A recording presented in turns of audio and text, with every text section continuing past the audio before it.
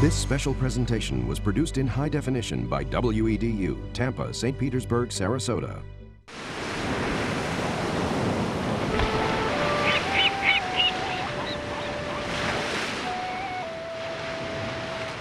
Dear Journal,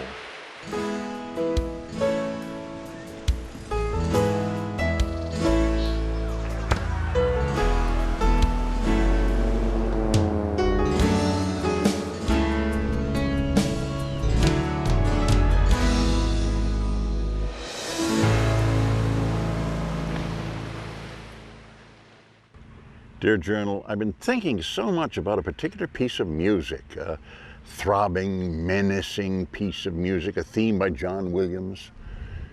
And I've been thinking about it, of course, because in this volume of the Journal, we have 2 stories on sharks. One of them is a story about a couple of guys who chase and who pet sharks. And the other one is a story about a man who is a shark. Yeah. And shark story number 2. Bum, bum, bum, bum, bum, bum, bum, bum. This is for real. And these guys are for real.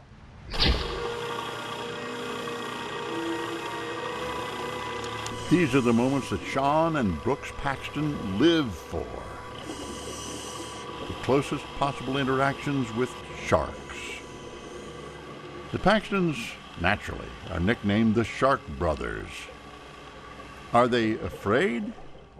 It's not that we're not afraid of sharks. I think it's more of a respectful, fear. Actually, the fear's always got to be there. It's like jumping out of an airplane. You gotta be afraid of the. You gotta respect it. And when you're down there, it seems like you're on their level a little more. You know, you're not necessarily. They're curious. You know, they come right up and they're right around you. And you're just amazed to be there, viewing this beautiful creature that's been here for millions of years. The most fearsome marine predator, yet no match against man. Shark species have been overfished to near extinction. Numbers are down. Almost 80 to 90% for a lot of species. Especially, the bigger breeders like the tiger sharks, the great hammerhead sharks, obviously white sharks. Just, from the late 60s, early 70s, they're down that much.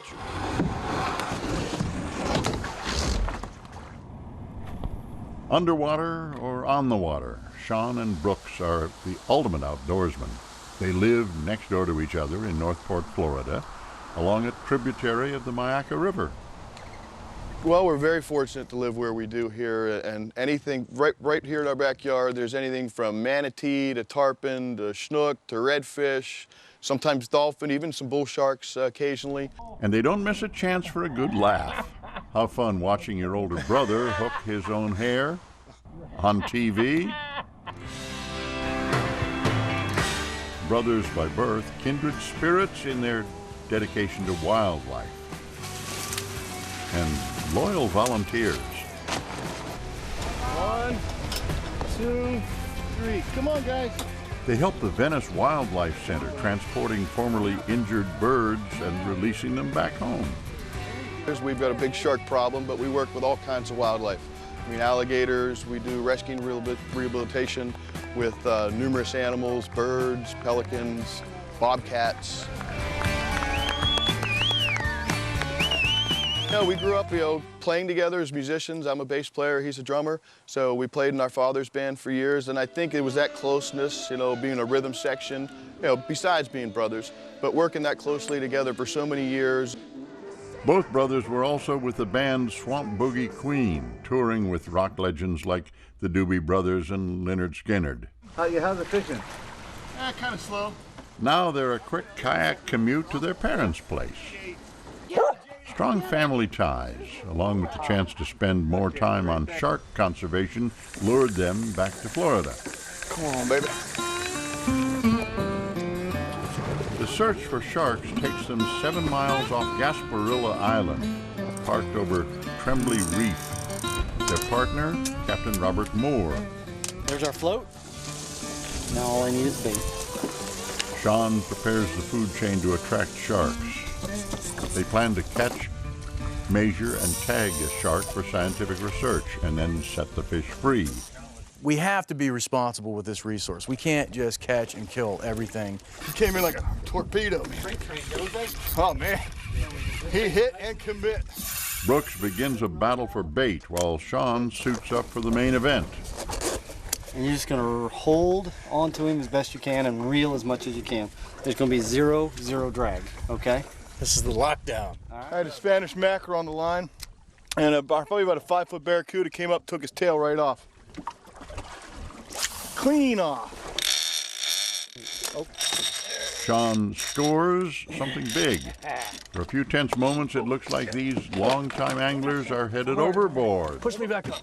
A little brotherly love at just the right moment. Okay.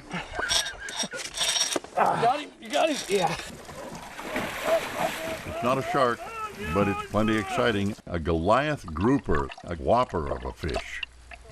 These are a protected species. Yeah. Currently, you can harvest these animals, but you can't help catching them out here. And so it's important anytime you get a chance. You do hook one, like right here's a hook I'm going to be able to get out right there. There's a lot more in there, like Captain Roberts said, but I'm not sticking my hand in there. It could literally pull me right out of this boat, and I wouldn't stand a chance. It would drag me all the way to the bottom. You really don't appreciate them until you see them up close like that and feel their power. And at the same time we're doing that, we're having a chance to help them out a little bit by removing some of the hook and line and leader that's in there and releasing them back to where they came from. Beautiful fish.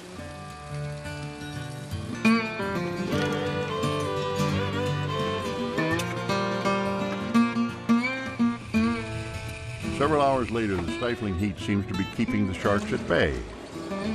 It's fishing. It's not just catching yet. We've got some nice bait. As shark conservationists, the Paxtons understand obstacles, but they're making headway, having launched a history-making shark release tournament a few months ago. We mandated circle hooks. Obviously, they're instrumental in catch and release fishing.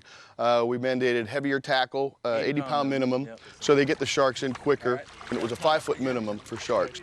Once they would measure it, conventionally tag it, and then from there, if it was a candidate for a satellite tag, and that's when we'd send the moat research team there to apply a satellite tag and then set it free. There you go.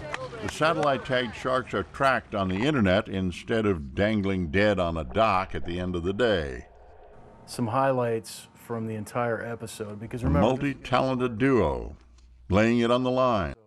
They're starring in, shooting, editing, and producing a TV show pilot called Adventure and Wildlife. I think that video is going to be fine for that. In a rare twist of fate, the Shark brothers worked on a documentary on the most notorious shark hunter of all, Frank Mundus, the inspiration for Captain Quint's character in the Jaws movie. one of the biggest things we had in common, and this is one of the biggest misconceptions with this guy, is conservation of sharks. He did catch the world's largest great white sharks, but for every shark he kept, he was releasing, 10 times as many, even at the height of the Jaws hysteria. Their friendship grew as the Paxtons rescued and restored Mundus's boat, the fantastic Cricket II. They were on board for his final fishing trip before he died. Their fascination with sharks, passion for conservation, combined with a turbo dose of courage, make the Shark brothers remarkable.